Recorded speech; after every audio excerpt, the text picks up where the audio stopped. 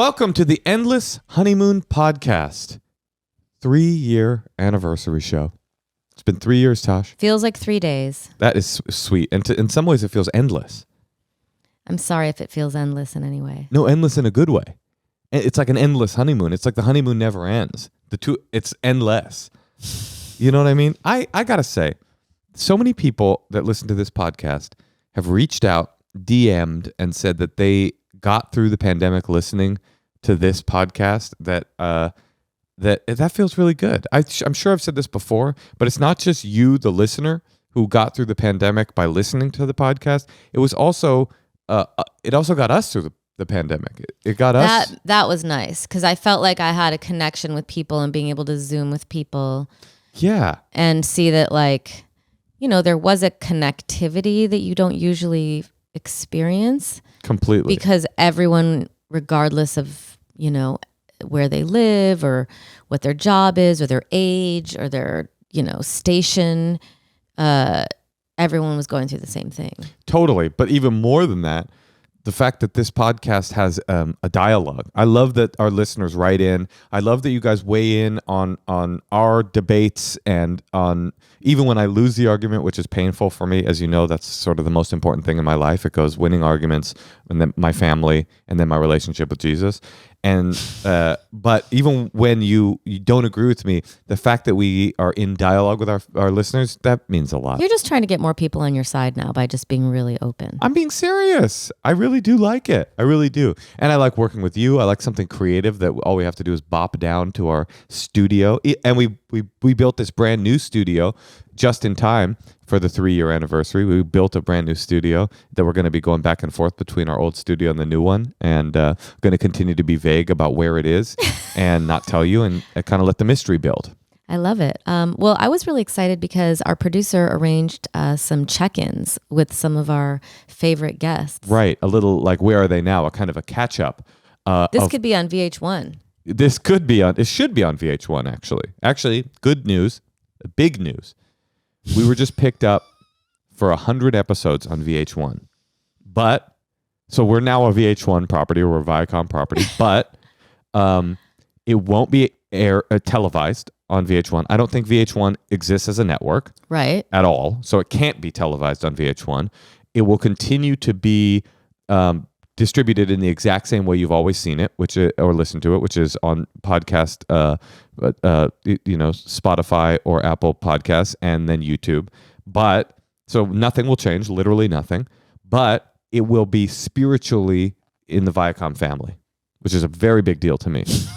So my relationship, the hierarchy of importance goes winning arguments, my family, my relationship to Jesus, and then my relationship to the Viacom Corp. So those are my priorities. Okay, well, you're my priority, Moshe. You're my priority too. And you know what my fourth one is, by the way, before we get started on this, where are they now? What? As I was saying, we're building this community, and it's been 3 years, and it feels like our listeners are kind of like family a little bit, the honeymooners, as I like to call them. And the Patreon has been so cool. People getting even more involved. If you have not yet subscribed to the Patreon, you can become even more involved in the community. We can go back and forth. You can get messages from us. You can join us for Shabbat dinners every quarter. And you also don't have to listen to Moshe's DJ sets. You can, though. That's an option for you. You're allowed to. Okay, well, listen, I want to check in on some of these people. Let's see where they are now. Viacom. Brought to you by Viacom.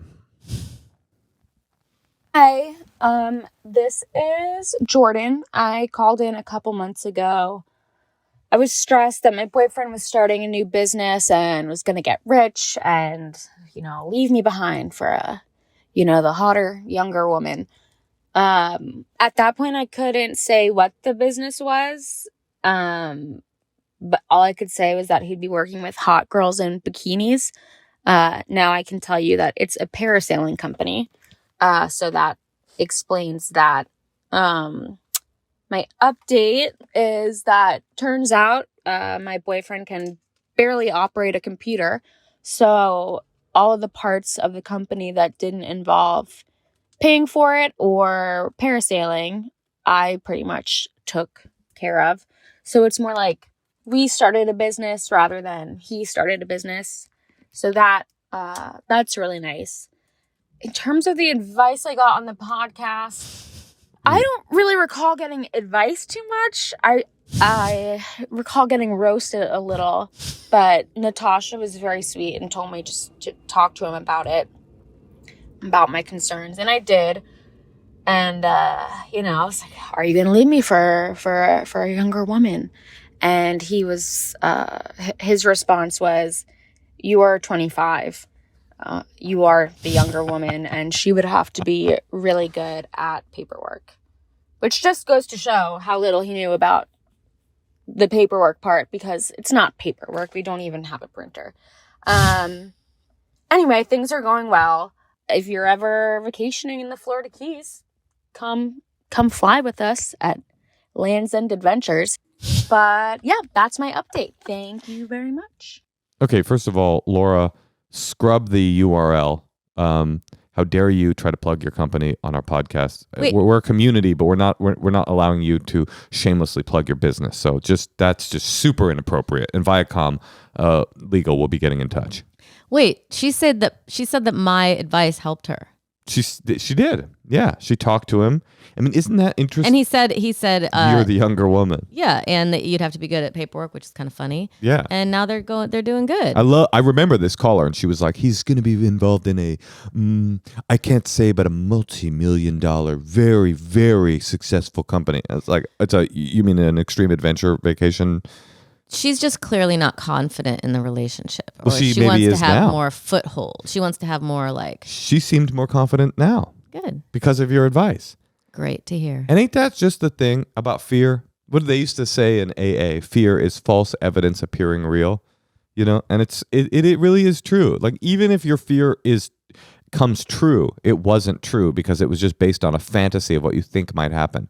This woman was afraid that he would become successful and leave her behind. Actually, him becoming successful made him more dependent on her. The opposite thing was true. Mm-hmm. And all she needed to do was get rid of some of that fear, face it, per your amazing advice. And now look at her. She's sailing in the Florida Keys at whatever it was called .com. Land's End Adventures. LandsEndAdventures.com. Okay, maybe you help someone. Let's listen. Let's find out. Hi, I'm Alex. I was on episode 138 with Atsuko as the guest. My question was basically that now that I'm single for the first time since I was a teenager, how do I approach being single with this background of having been sent to a therapeutic boarding school that was actually a cult when I was a teenager? So the advice that Natasha, Moshe, and Atsuko gave me was basically, one, that I don't need to, bring it up right away on the first date. I can bring it up whenever I want. And two, that I can bring it up casually and it's not actually as big a deal as I may be making it in my head. So in the past 6 months since that episode, I've been utilizing that advice. I've been going on dates on Hinge, and nothing spicy has happened, but nothing awful has happened either. And I've been kind of using both parts of that advice. I don't bring it up on the first date. And if it does come up on the second or third date, I bring it up casually. And yeah, I haven't made any long-term connections, but it seems like this isn't the thing that's scaring women away. Also, during the talk, Moshe had said something that really resonated with me, which is that this isn't a scarlet letter, it's a badge of honor. And that has been really great to keep in mind, even beyond the dating world. So thank you, Moshe, Natasha, and Atsuko. Your advice was really great and helpful. I feel a little emotional. Badge of honor. Well, it's true, Sometimes you just have to change your thinking about it. Completely. The thing that you think you should be ashamed of. Which is that he grew up in a sex cult as a not a sex cult, but like these boarding schools especially in the 90s and early 2000s, these like hard, tough love, send you away and make your kid better schools. They were taking advantage of the kids? There's nothing sexual. Oh. That's you just fantasizing about what happened at these schools. And they might have been sexual too. I thought he called it a sex cult. Did he? No, it was just a cult. Oh, okay. You got sex on the brain though, girl. Okay, so But the point refresh us what it was. well, these things in the early 2000s and late 90s, in the wake of Just Say No, it was like Just Say No happened, and then rehab stuff for young people happened, and then there was Outward Bound, I remember that exactly. was Then there one. became like an industry of these schools and these like I wilderness can't believe my camps brother didn't go to one. that were like purported to be able to solve your behavioral problem child, and people got sent to them, and a lot of them, I would say a disproportionate amount of them.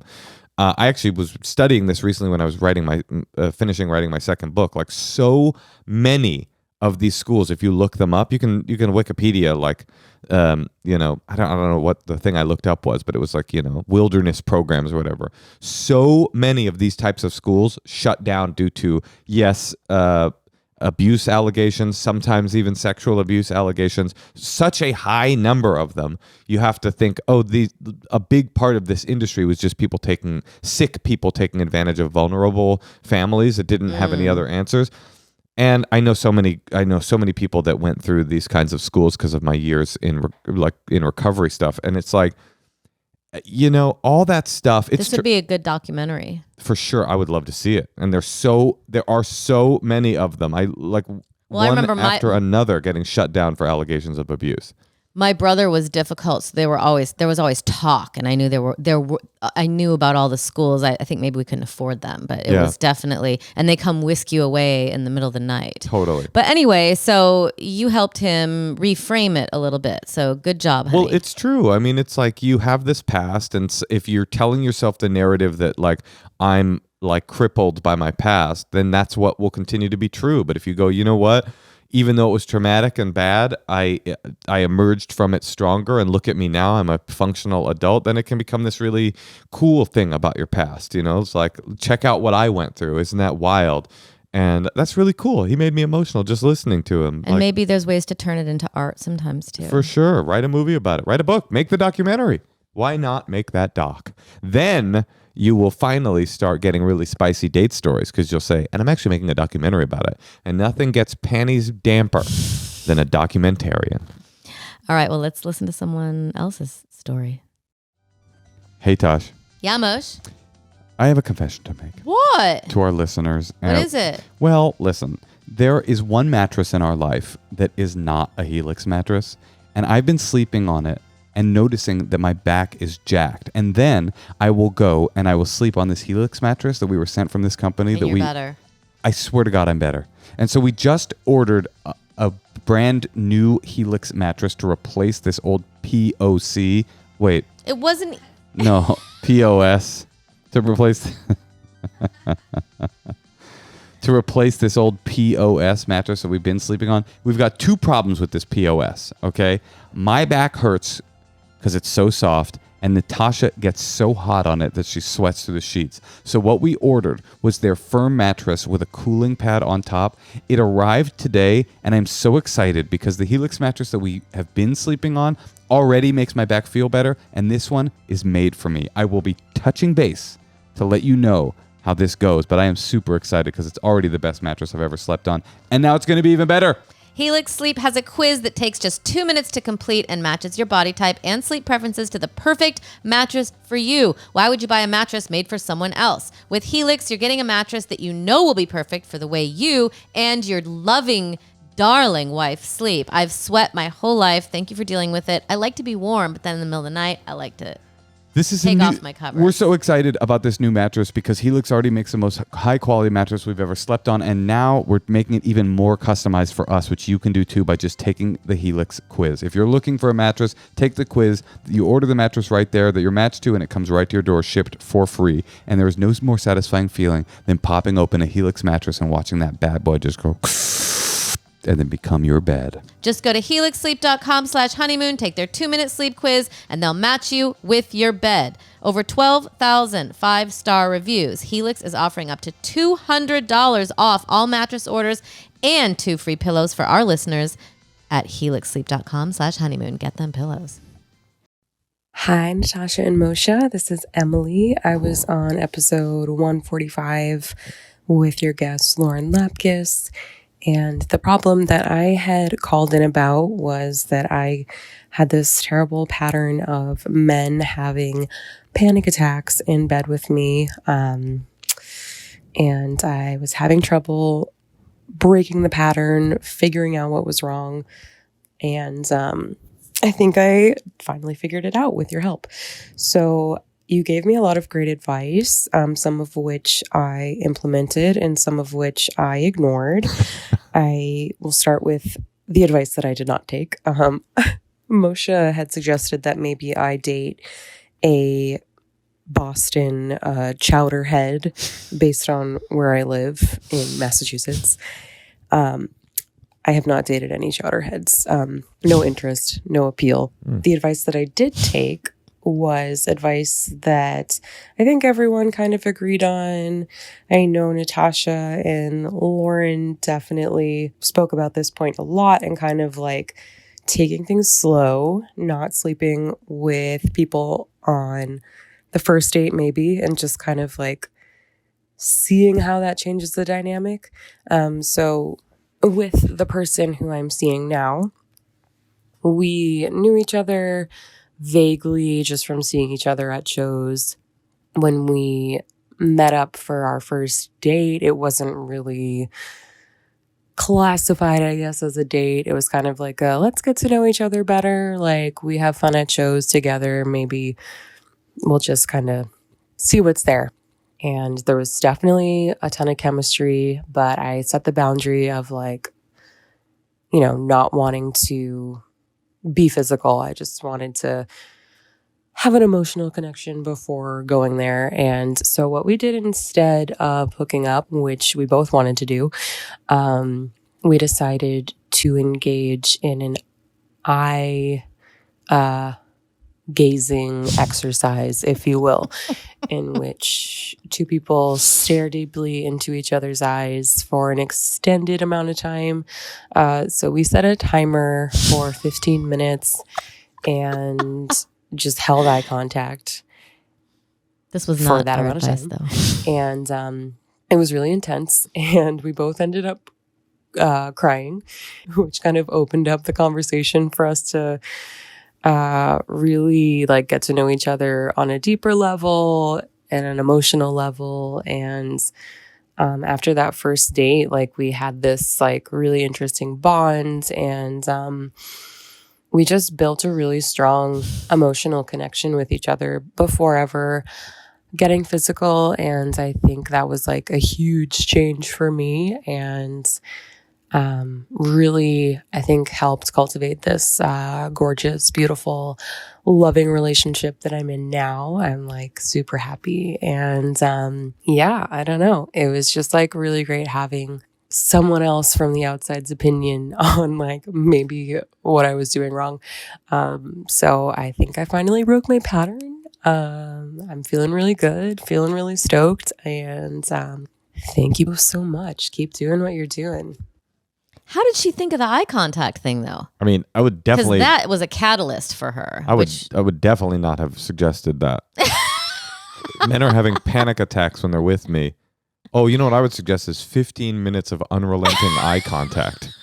There's no way that'll create a that So would create a the panic pattern attack was in me being with guys who have panic attacks. while they're sleeping together. And it sounds like you guys said, and I think that sounds like really good advice, maybe stall on having sex until you really feel like you have a connection with somebody. By the way, I gotta say, it's good that she didn't go with my chowderhead advice, because can you imagine pitching the eye contact for 15 minutes with a... I don't know what a chowderhead is. You know, like a guy, like a fucking Boston guy. You want me to fucking what? Stare in your eyes for 15 fucking minutes? Are you fucking kidding me? This is your Bill Burr impression, right? Kind of a thing. Are you fucking what? The Celtics are on. Kind of a thing. But chowderheads, do they just talk about sports? Well, the idea I chowder? think that I was pitching, although I'm sure it was a joke, is that there's no way a guy like that's having a panic attack in bed with you. There's no way. That dude's just like, this is fucking awesome. Oh, I see. Here comes the clam chowder. And that's his cum. You know, the clam chowder. Fuck yeah. Go Celts. Or whatever. All right. But damn, the 15-minute eye gaze. By the way, this woman was straight up like audio ASMR. Like, what was up with that voice? I was like lulled into. I felt like I felt like I was gazing into her eyes. Just listen. I did 15 minutes of unrelenting eye contact. Would you do 15 minutes of eye contact with me to open up our relationship? I mean, that sounds so hard. It sounds. I'll tell you what it sounds. What? It sounds whack. Yeah. Would you do 5 with me? I'll do it at Burning Man if you come again. Why do you have to do it at Burning Man? Because that's where I like get into like doing freaky stuff like that. Like get a little more vulnerable in the real world out here in You'd the stare streets. at your phone for 5 minutes. I love my phone though. That's the difference. You can't stare in my eyes for 5 minutes. You want to do it? I'll do it. You want to do it right now? I definitely don't want to do it live. That would be funny. See what we see in there. You know what I've always said, Natasha, about the eyes? They're the windows to the soul. Were they on drugs? Have I ever told you that? Yeah, that's really great, honey. Yeah, I kind of came up with that. I bet they were on drugs. Maybe. Wonder if she let that part out. Right. But she's with the person. Or maybe she Also, wasn't. That was a little vague. Meeting someone, no, they seem like they're together. And also meeting someone who's also down, like they both want to have sex, but instead of sex, he's like, okay, I'll do this game instead. I'm sorry to put a pause on this episode, but it does feel like it's connected to our podcast for the last 3 years. You really have to stop grooming our dogs during the podcast. I'm not grooming her. Yes, you are. And you are I'm petting her. You're in black silk and you are aggressively scratch petting our lily her. white dog, and you are now literally covered in I was just dog hair. petting her. I mean, it's like a dander Look, you fest. pet her and that's what happens. What do you want? Oh, okay, just let her sit next to me, but don't touch her. Yep. Okay, fine. It's okay. And Natasha, please don't take this the wrong way. It's not me that's saying this. It's a note from Viacom. Yeah, you got it. All right, well, let's hear from someone else. Hello, this is Justin. I was on the Mega Witch episode where I asked for advice about what to do about my friend's crazy Republican wife who came out of the broom closet as a witch. You all told me not to intervene, so I didn't say anything. They're still together. She's currently pregnant, so there's going to be more witchlings in the world, or whatever you're going to call them. She also has dreadlocks now, which is, a great look for any white woman.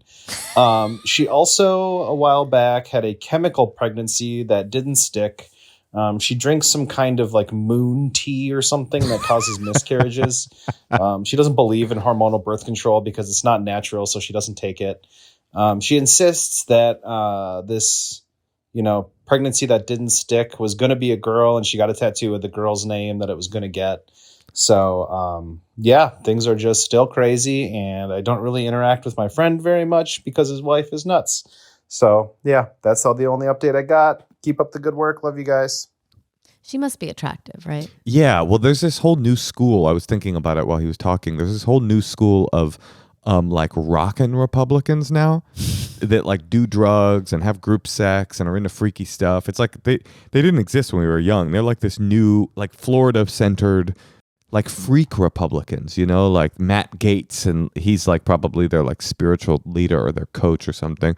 But they trip me out because those are the kinds of people that shouldn't be Republicans. They should want freaky shit to go down. They should want legalized drugs and legalized prostitution and all forms of subculture. These are trippy people. These MAGA rockers. MAGA witch. The MAGA witches. But okay, well, more power to you, sir.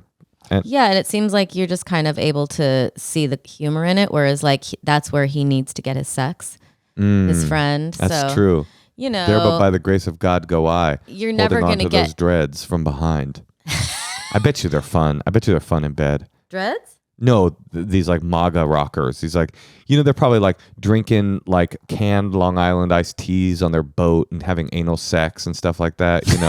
They probably like to like eat ass and stuff. I mean, it's the ass eating Republicans. It's a whole new genre of Republican. I think it's fun. They sound fun, except for their political leanings.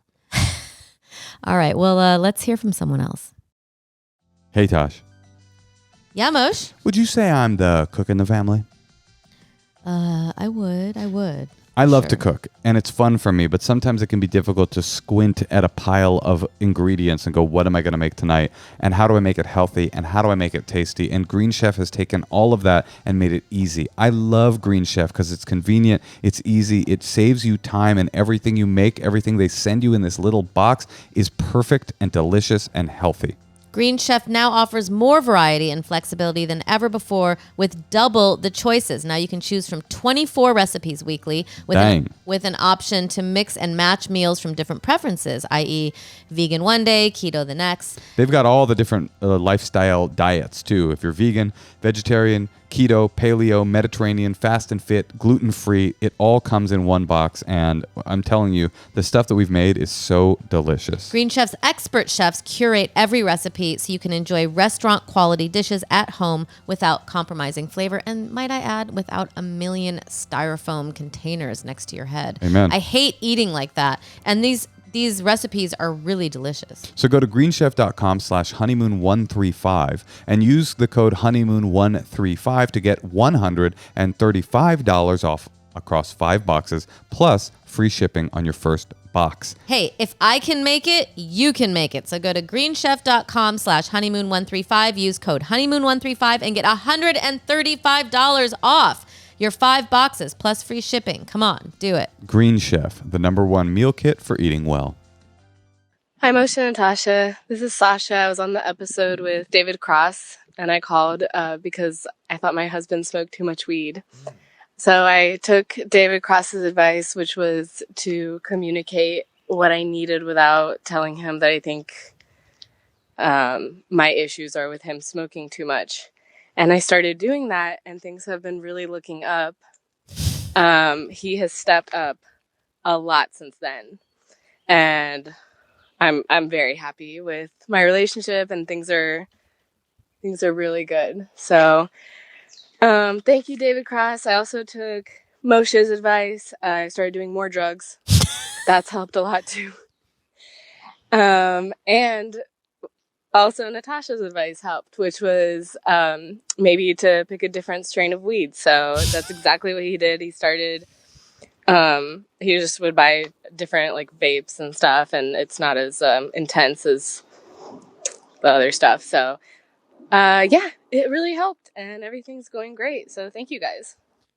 Are we like amazing? That's what it's feeling like. Person after person. My life is better, except for the MAGA witch guy, but he didn't have a real problem. He just wants to fuck his friend's weird Republican shamaness girlfriend. Sometimes you just have to wrestle a new idea into your head and keep it down. And also keep what down? Or keep it like pin it down, you know, and you have to kind of, you know, if something gets reframed, it helps to like have a new way to act, and then to be not just acting how you feel, but to be consciously trying to telling someone what you need from them. That's not an easy thing. That's not just going business as usual. That's like it's scary. Making a concerted effort. But I will say that, and I don't want to say this secret because it will lose us advice callers who we desperately need. But it's like, I would say 9 times out of 10, people calling in, this is something I've realized over the last 3 years, people calling in with a relationship issue, the answer is always, did you tell the person? Have you talked about it? It's just always communication. You know, as they say, sunlight is the best disinfectant. Like, the real problem is that people have these growing resentments about things that are deeply affecting their lives, and they don't fucking talk about it. They don't just say it out loud. Name it, and then you will be able to move on from it. But it is good to sometimes have a script and to know, because like my instincts for naming it and talking to my partner, if unchecked, are like a little ruder than well, that's what happens. than I realize sometimes. Well, so it's like that also doesn't. You need to know how to say things. That's what happens, is that people don't talk about it. Don't talk about it. Don't talk about it. It builds from an annoyance into a resentment, into a dynamic, and then finally you explode and finally say the thing that you should have been saying this whole time. And the way that you say it is fueled by all this anger that's been building up by you not saying it. That when you say it, it doesn't actually equal communication. You know, so it's like, yes, you're totally right. Like, get a hold of your perspective on how big this thing is and talk about things clearly. And do more drugs. That's very obviously good advice. Do more drugs, find a different strain. Well, not everyone grows up in therapy, so you know that's what we're here for. It's all learned. You have to learn how to act a little differently and think a little differently. Totally. Think differently. That's what we always say here at Apple and at Viacom. Should we hear from one more? I'm loving this episode. Hi, guys. This is Shannon from episode 152, Cat People, with Todd Barry. I was the one with the boyfriend that was scared to death of my cats. We'd only been together 2 months at the time, but we're still together. It's been almost 6 months. And we did implement the advice of exposure therapy. He feeds the cats treats occasionally, and he will pet them with his feet. They adore him. They love him. They are learning slowly to understand his boundaries and give him space whenever he's over. And he is starting to understand them a lot more. He's not so scared of them that he'll get up and leave the room or just stand in the corner. He knows how to interact with them now and how to push them away gently whenever they do crawl on his lap. It's not perfect, but it's definitely getting a lot better. I can see effort on everybody's part, and it's working. I hope you guys are well. Thank you. I don't know what advice I gave this person. Do you remember this call? Well, I think that her boyfriend was just being very rude to the cats. Right. And now by maybe enlisting him and helping feed the cats, he's getting a little more into them. But that is a hard one because I hate cats. Well, I don't know what advice I gave at the time. Maybe I said this, maybe I didn't. But this is what I would say to you now. It's not too late. And I would say this to you too, Natasha. If you need to find somebody, a way to connect to cats more, there's a very obvious solution. What's that? The Andrew Lloyd Webber masterpiece, Cats. You just have to go see the show and you will understand their inner workings. You could even see the cinematic version, which is, I would say, my favorite film of all time, starring Dame Judi Dench, Idris Elba, Jennifer Hudson, and others.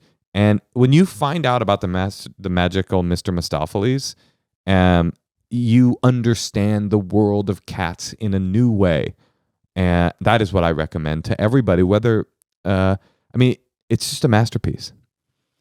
Okay, well, I'll be sure to check that out, Moshe. Moonlight. It's called Memories. Memories. It's not called Moonlight. Something on the moon. Memories. When you think of the memories, then you really do have a cats, beautiful voice. Then the cats will be there. Oh, the memories. The cat, it eats the finicky cat. You have to stop. This is for the Patreon.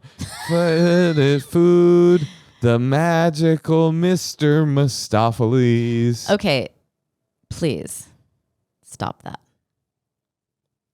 Memories. Okay, we're going to hear one more. We have time for one more check-in. Let's move to memories. Let's hear.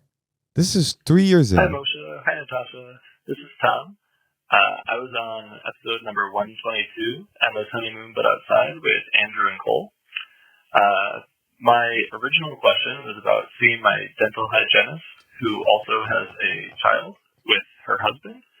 And your guys' advice was to back the fuck out and let them figure out their situation and then date her when she's single. We tried listening to your advice, but we are weak, so we dated after about 2 weeks and continued to see each other. And then, so she was deleting my texts for a long time whenever I would text her, and then she caught COVID, and while she was quarantining, she kept our texts in her phone, and we ended up sexting one night, and he broke into her phone and found those messages. And I guess it turned into a really hot mess. She ended up calling the police from the neighbor's house. Since then, she has filed the divorce papers, but is waiting to hear back from her lawyer still. They've been living as if they're separated for a few months, so only one of them is at home at a time, and they have mom days and dad days for their daughter. She's been going to therapy to help her get through all of this, and has worked through a lot of things with her therapist. For considering how fucking hot of a mess this has been, we're actually doing pretty well. We have pretty awesome communication and get along really well, and really enjoy each other's time. Yeah, you guys were totally right, though. Holy shit. Definitely would have ended up going more smoothly if we just listened to your advice and let her figure out her stuff at first, and then I continued to grow our relationship. But yeah, thank you so much for taking the time to listen to me, and thank you so much for the advice that we did not follow, and I love your podcast, and I love you guys. Anyway, hope you're doing well. Take care. See, he didn't have, that woman wouldn't have, it's not like if he wouldn't have kept dating her, she would have she needed something dramatic to happen. You're saying in a way it's good that he didn't follow our advice because it needed to implode. Right. Yeah, if he would have just waited, she would have just cowardly done it until it did implode. I was thinking a similar thing listening to him is that as much prescriptive advice as we sometimes give on this podcast, sometimes people just need to, chaos needs to run its course. I will say, though, here is the one issue that I have, because it does seem like they get along, and it does seem like maybe, you guys are going to have a serious relationship now, and it sounds like you have a lot of emotional connection as well as sexual connection. But someone who cheated on someone to be with you, that's hella true, might cheat on you. And, that's, you just have, but it does sound like she's in therapy now. So, but has she done it before? I don't know. I just feel like that's just something to keep in mind. But that's what I was thinking, though. Yeah, that's a good point for sure. People that cheat are capable of cheating. Although I guess maybe everybody, who even knows. But I was thinking sometimes relationships just have to be super drama and then they work. It's not always about the healthiest choice, because sometimes, the world is large and there's a million different permutations of things that can happen. And sometimes I cheated on my husband while I was your dental hygienist is the meet cute that I bet you that he's not the first client she's you think? Had sex with. That's interesting. That's an interesting take. She's probably got a lot of memories of that, huh? Well, you're either flirting on your job, or I don't know, maybe she's just flirting with him. Maybe he's just got a special mouth. I bet you she hung her tits over his mouth. That is really a good point, and something I was thinking of too. I bet he has a lot of memories of those tits. From cats? Memories. Hang your Moshe, tits you on have my a lot memories. to offer, but singing is not one of them. I can sing better. I'm doing it for comedic effect. Do you want me to do a good version? No, I don't. Can I just really quickly try one memory in my best voice? Okay, fine. Please, for the podcast. Okay, fine. Okay, hold on. Let's see if I can do this. This is my best attempt, okay? Memories. Something of memories. Something memories. And your memories will be there. Oh, the memories, the things you remember from 3 years of endless honeymoon are rushing through your mind. You have to work on your vibrato. I thought I did great just You then. have to work on your there's a lot of You got to musical. work on your trench mouth because you have that. Your breath intake was a little off. Your breath is you off. shouldn't hear the person in between. You're like, memories. Just try to keep the volume on those breaths Natasha, down, let me tell you something. and try to keep it on one volume. Let me tell you It something. was a lot of low and high. It's called building. It builds. No, it kind of just went back up and down, up and down. Let me tell you something. Pitch was not good. Bitch was good, and it's you. But you know what? Even though you roast me, You were trying. I have a lot of great memories with you, and a lot of great memories of this podcast, and we're gonna keep doing it. And I love. We doing are it going with to keep you. doing it? We're gonna keep doing it Oh, at least okay, another year. good. And I love the Endless Honeymoon podcast, and I also, I love you. I love you too.